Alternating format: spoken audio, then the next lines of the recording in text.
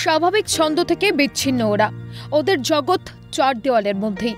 পুজোর আমেজ, শরতের আকাশ সবকিছু থেকে ওরা অনেক দূরে।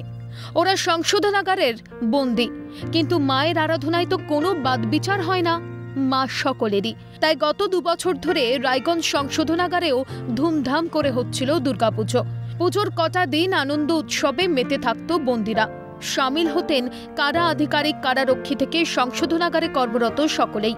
কিন্তু চলতি বছর উৎসবের দিনেও অন্ধকার কাটল না রায়গঞ্জ সংশোধনাগারে। সরকারি বরাদ্দ না মেলায় পুজো বন্ধের সিদ্ধান্ত সংশোধনাগার কর্তৃপক্ষের। এই বছর আমাদের কিছু ফান্ডিং প্রবলেম থাকার জন্য, মানে ফিনান্সিয়াল প্রবলেম হচ্ছে। বাঙালির পুজো না হলে একটু সামান্য মন খারাপ থাকে। একদিকে বাড়ির লোককে, হ্যাঁ, এদিকে আমরা তো এখানে 24 ঘন্টা থাকি, ভেতরে পুজো হলে সেটা আমাদের হয়, তবে ভেতরে ওদের জন্য বিশেষ খাওয়া দাওয়ার ব্যবস্থা করা হচ্ছে। পুজোর কটা দিন আনন্দ অনুষ্ঠানে ব্যস্ত থাকেন বন্দিরাও। থাকে তাদের জন্য একটু ভালো মন্দ খাওয়ার ব্যবস্থাও। সংশোধনাগারের এই পুজোয় সব মিলিয়ে ব্যয় হয় প্রায় 1 লক্ষ টাকা।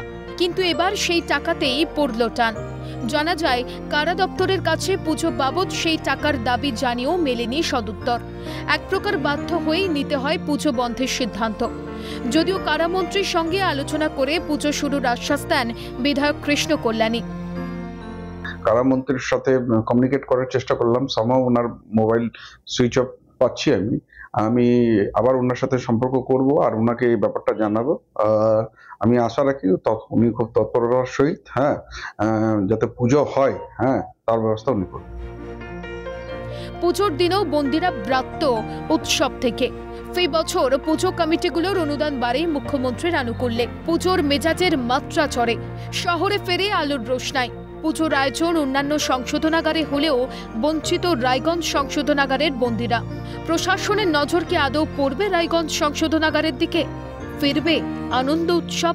প্রশ্ন থেকেই যায়। নন্দদুলাল সরকারের রিপোর্ট, ক্যালকাটা নিউজ।